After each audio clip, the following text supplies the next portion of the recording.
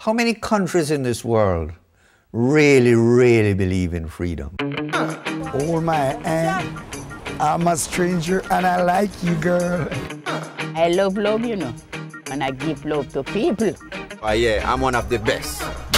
I'm a Rasta man, clean Rasta man. Okay, sweetheart, all right. If you have good IQ and you get the right Jamaican person, you can't lose.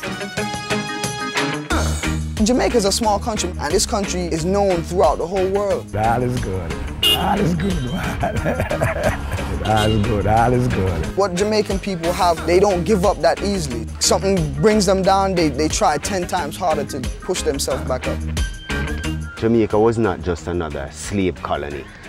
In Jamaica, it's a place where the so-called worst of the slaves were taken. Those people who refused to bow to the Buckmaster and his harsh and brutal ideals. This church was built in slavery days. We as a people who have come through slavery, you know, we were a very spiritual people. It's coming down to revelation. We are in revelation now.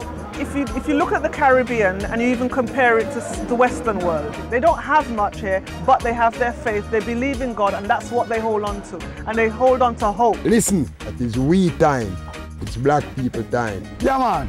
There are more different churches in Jamaica, and yet there's no monolithic religious feeling that tries to put everybody into one tent.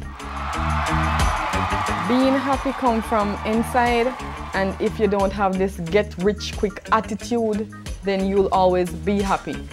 If your car breaks down in Europe, nobody would even dream of stopping and helping you. In Jamaica, if your car breaks down, 5 people will stop.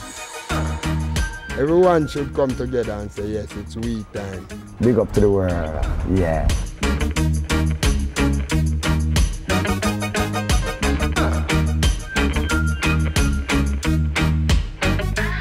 I love Jamaica because I feel Jamaica is a land of freedom.